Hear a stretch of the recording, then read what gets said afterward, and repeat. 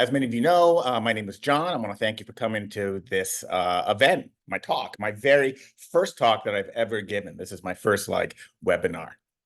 I've been writing here on Medium for many years now, and I'm really excited to be part of this event. I always try not to be sentimental, but then I become incredibly sentimental. And over the course of, I've had a long, varied career, but Medium over the past decade plus has given me a space to explore my writing practice and to grow in ways that, I don't think I otherwise would have been able to have grown, to have been able to have written what I wrote, and to have that connected to an audience and then getting feedback. So I am sincerely excited to be part of this event and to have just been part of this really crazy experiment that is Medium. So a few years ago, before the lockdowns, I found myself sitting in an airport bar during a layover. I was on my way to visit family in Texas, but the weather had other plans. I am 14 years sober, and at the time, I was nursing my favorite non-alcoholic drink of choice, which is a club soda with just a splash of pineapple juice. To this day, I love hanging out at bars. I still meet friends at bars. I love the energy of bars. I don't go for a long time, but I will meet friends there. And that is normally what I drink, or a non-alcoholic tequila sunrise without the tequila, obviously. And at this bar years ago, I sat next to a person who was polishing off their first margarita, and we started talking, chatting. They asked me where I was going, which was to hang out with my difficult family. I returned the question, and they told me about their own difficult family. I think it was the margarita. If anyone's curious, it was like a radioactive neon green margarita. I think that's a lime margarita, but it might as well have been just green flavor or Kermit flavor. I don't know. I do remember that it was bright green. But I'm pretty sure, it was just their first margarita, and they were loose and friendly and vulnerable. They were funny. We were instant temporary friends. I remember them because they asked me all kinds of questions about me, and they were nice. And those are two incredibly important skills if you are a journalist or a storyteller, interviewing people, listen and be nice. In my experience, those are very valuable skills because very few people intentionally practice them. I remember, yes. Yeah, the margarita. Sometimes I remember it as a scotch, but we're going to be talking about memory. I'm not going to directly share their story, save for this one thing. I'm 99.9% sure they said. They shared a sort of anecdote, and they said, I don't know if that's true, but it feels like it is. That's how I remember what they said. I don't know if that's true, but it feels like it is. At least that's what I remember they said. I could be wrong. Fact, I talked to a stranger once at an airport bar. Truth, I met a traveling wizard who told me a magical tale. I thought about this person when writing my debut memoir, Theater Kids, last year, which you can buy on bookshop.org and support local indie bookstores, or you can buy it on Amazon and support local Jeff Bezos's. I've written memoir for years. I was part of the personal essay industrial complex of the 2010s. I am a person who is rich with writing tips. But while I wrote my memoir, I kept returning to this distant memory. I don't know if this is true, but it feels like it is. This little snippet became a mantra of sorts during my writing process. That happened, in the winter, mostly of January 2023, and then, for the next 9 or 10 months. It's not important what was or wasn't true regarding the story. What is important is, I think, is that this stranger remembered a feeling. They doubted whether it was a fact or not, but it was a truth that glowed brighter than that margarita that they were sipping from, or scotch, depending on when I'm or who I'm telling the story to. Memoir comes from the French word mémoire, which can mean memory or remembrance. I know this may sound pretty elementary, but I find it's helpful to reacquaint oneself regularly with the basics. When one writes memoir, one is writing about their life as they remember it. A memory can be true and a memory can be false. Memories are alternate dimensions. Memories are dreams. Time works differently in a memory. Memory is a vibe. The difference between fact and truth is simple. A fact absolutely is, and the truth probably is. In writing my book, I found myself staring into the sharpest pains and the loudest joys in my memory. And by exploring those feelings, I found truth. Emotions blink in the darkness of memory like fireflies, and there are times when writing a memoir feels like a summer night spent catching them. The strongest emotions burn the brightest. Everything I wrote in my book is factual and truthful, which are two different things. The facts were easier to find than the truths, but the truths are precious. And some of the happiest moments I had while writing my book uh, was finding and discovering these precious truths. Um, I'm a journalist. I know the difference between fact and truth. I've checked thousands of facts over my career. It was my first job in publishing. I went from being a receptionist to being a fact checker. I got the fact checking job, and it was a lucky break. But I got the fact checking job because one of the editors asked if I was interested, and then the test was they sent me home with a copy of that day's New York Times, the A section, and they told me to go home and find 3 errors in that day's New York Times, and I found 2. They were both. I don't even think. Yeah, I think that they were misprints. One of them was a bum apostrophe, but they hired me. But that was the test. Truth is a sexy fact. After one margarita, truth becomes silly and eager to please and honest.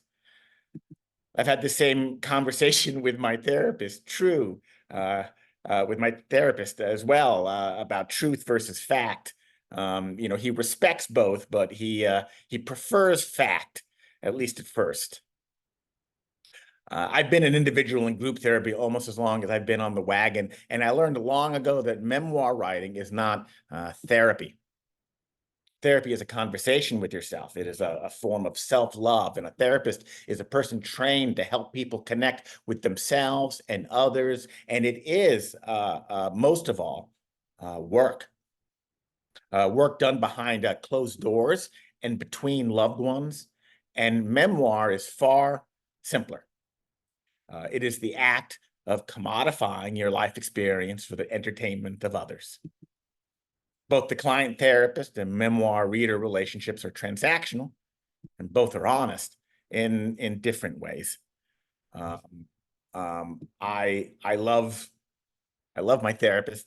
I don't think I get sober without therapy. And then I also love turning my life into a story and sharing it and trying to take something I felt, sadness, loneliness, joy, and making someone else feel that. It is a wonderful, wonderful thing. The truths I share with my therapist are also similar to the truths I share on the page, but the truths, how do I say this? I write about in my book are looser, friendlier, and more vulnerable. My book, Theater Kids, is about addiction and family. and misfits making art. It's partly a period piece about post 9/11, pre-iPhone New York City, and partly a love letter to a small community of experimental theater misfits who made art that was beautiful and weird and seen by absolutely no one. The book is funny and sad, and if you're looking for a ratio, I would say it's 49% funny and 51% sad. Theater Kids mostly takes place during the winter of 2004. The first third of the book is a romp through my life in art up until that season when I decided to drink myself to death. My old man had passed away from cancer, and I was doing my level best to join him. What saved me, for a few weeks at least, was an old friend who cast me in a bit part in his insane 4-hour adaptation of William Faulkner's As I Lay Dying, which was performed in a giant abstract wooden coffin inside a small Brooklyn theater that could barely fit a dozen audience members. The show was doomed to fail. That is a fact and a truth. It was yeah, it was still crazy. I didn't change any names in the book. I simplified some of the timeline for the sake of the narrative. I try to stay focused on this one production during 2004. I am proud of the book, although I desperately want to keep editing it. I had so much fun sitting down and pouring my heart out, reaching back through time and showing an unhappy, lost version of myself some compassion. I loved visiting old friends who loved me when they were young and still to this day. I loved checking facts and exploring truths, or at least that's how I remember it. I'm sure I suffered too during the writing, but I'm not dwelling on the weeks of writer's block I had or all the panic attacks, and I had a panic attack constantly. I've been a professional writer, a reporter, an editor, a copywriter for 25 years. But I am right now, at this moment, a first-time book author, 50 years young. I am middle-aged and back at the beginning of something. And it feels good to learn new things. For instance, writing a book taught me how little I know about writing.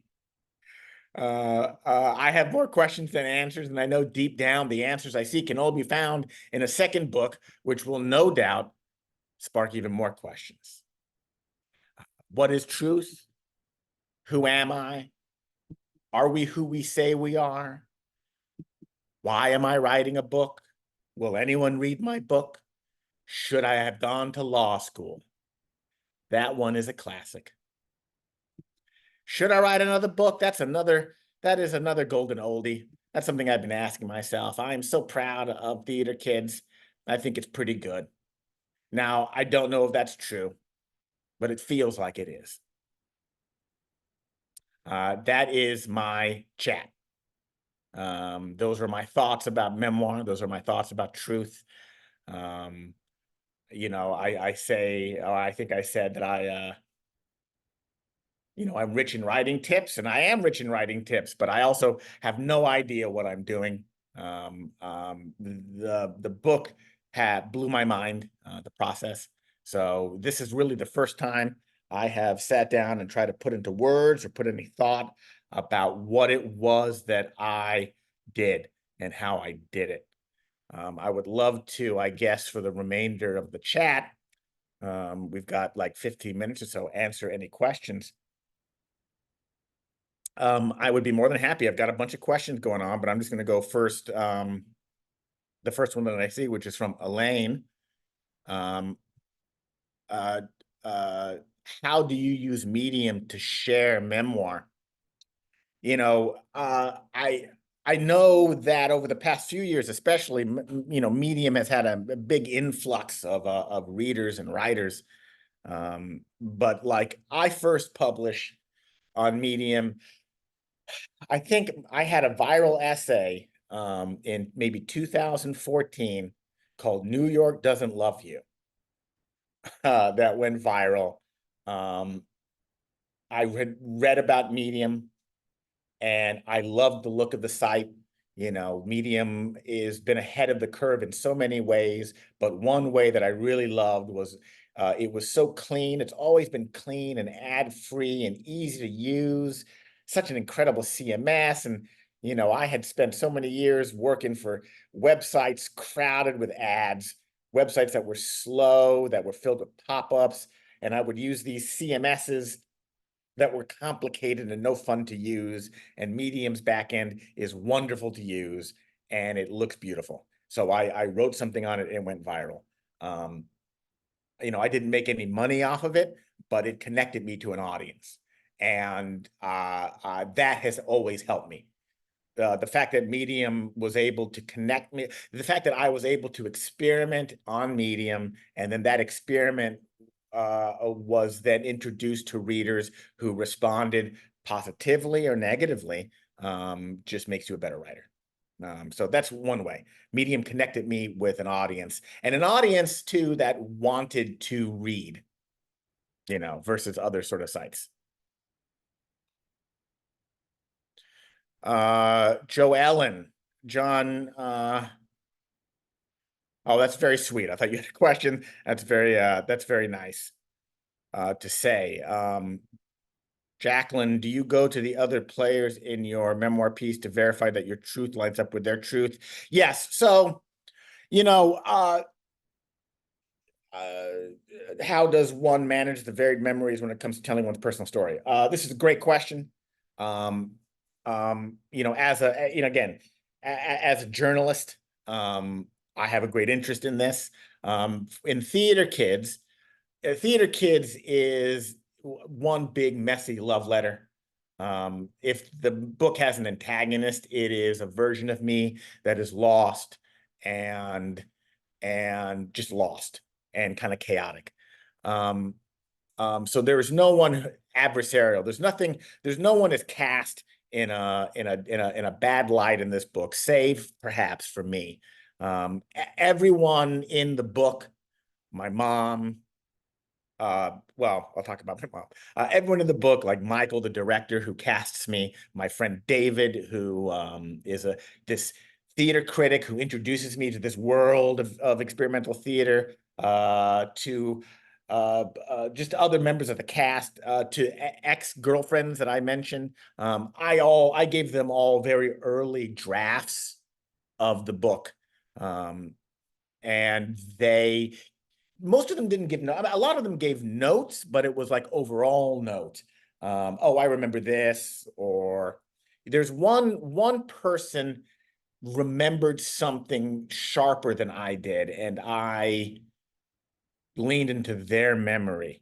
But a memoir isn't necessarily a work of journalism, and how you remember things, it is an important aspect of memoir versus other forms of nonfiction writing. Felix, when the line between fact and truth had been blurred from waiting too long to write the story, is it still a memoir? I think it's even more of a memoir. Because again, I didn't sit down and write a nonfiction book about the New York downtown art scene of 2004, where I would then go out and stage a number of interviews and cross-reference interviews and create a timeline and write a work of journalism. I wrote about the New York downtown art scene that I remember imperfectly through a haze, partly verified by people who were there. But I'm writing about my memory and my feelings of that sort of time.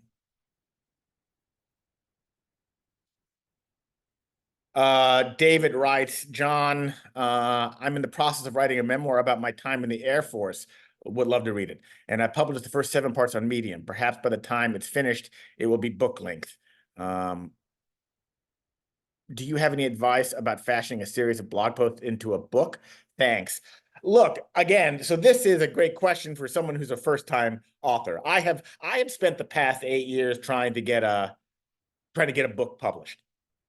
And one of those proposals was, I think, what David is trying to get at, a little differently, was a collection of essays that I wrote on Medium about masculinity. I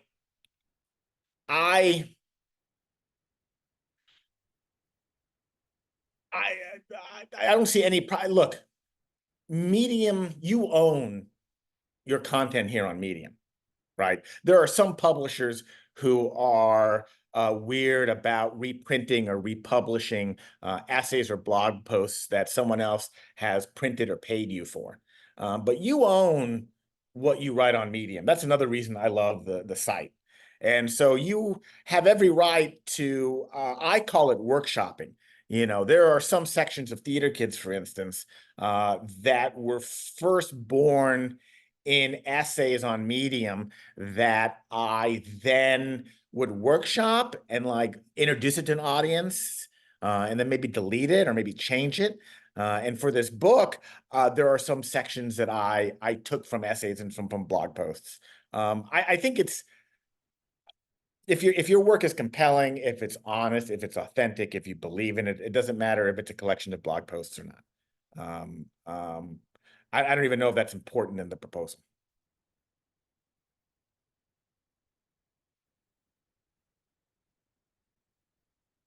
Melinda has a fascinating question. Are there events or memories that will never be committed to the page? If so, why? I know some writers who will be like, nothing is off limits, right? Nothing is off limits. You have to stare truth in the face.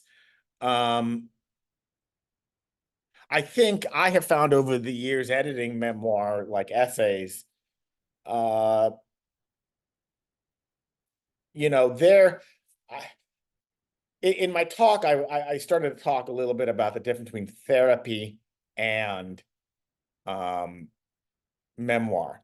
And I do think that there needs to be time and perspective when writing about trauma and pain. I think that there is a market online, especially for exploiting people, exploiting writers and asking them to write about their pain before they've had a chance to have distance from it. You know, the pain of my father's death was great. I wasn't prepared for it. You know, a parental death is both something everyone goes through, and it's also uniquely horrifying. His death obliterated me. And I write about that moment in my life when I am pieces. Um, that happened over 20 years ago, and my sobriety and my mental health work help me look at that pain and turn it into a story. I think that there are some traumas that you need to ask yourself, what's the story? Why am I sharing it? I've seen many very good writers just exploited by an editor who was like, yeah, here's this terrible thing that happened to you. Write about it. And I've seen those writers suffer because they have offered up to the world their pain without any perspective. Larry, did amassing followers on Medium help you sell your book to a publisher? No. I mean, look, publishing is wild. It's always mutating, like every day. So today's wisdom is not tomorrow's wisdom. Certainly publishers are interested in whether or not you um, can drive sales, whether or not you have a following and a brand.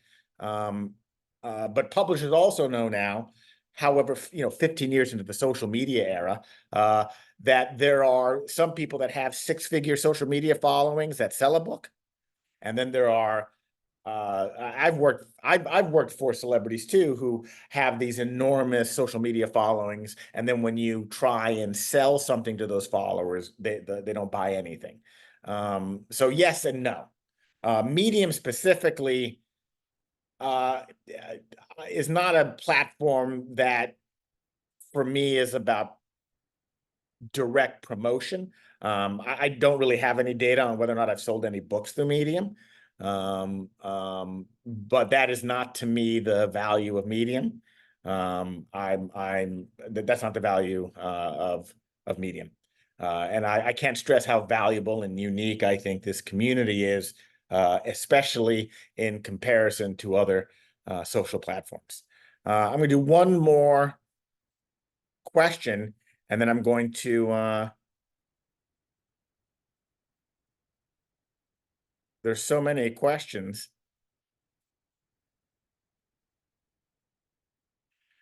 Uh there's far too many questions, and I don't know if I'm going to be.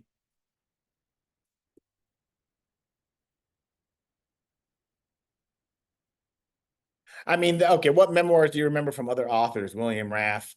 I sold this book by saying it was Patti Smith's Just Kids meets Glee. I love memoir. I love memoir writers. Uh, but my North Star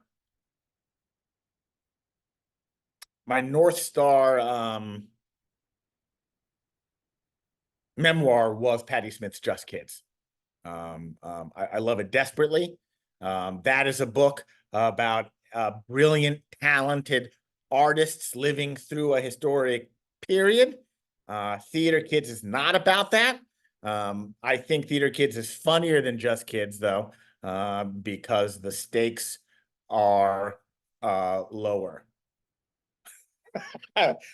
Some of the humor in Theater Kids is just the humor of dreaming big and kind of failing, kind of falling on your face. America is so obsessed with success at all costs. And one of my sweetest memories of this period of my life was watching a bunch of artists with vision make art, pour everything they've got into this incredible art, and then having that art fail. Anyway, thank you all so very, very much. There's a lot more here at Medium Day. The party is going till what, like 6 p.m. Follow me on my Medium page. And if you are interested in a funny, sad memoir about William Faulkner as he lay dying in theater, check out my book, Theater Kids. I'm going to keep writing, and I'm going to go sneak into some other events. Thanks. Take care, everybody.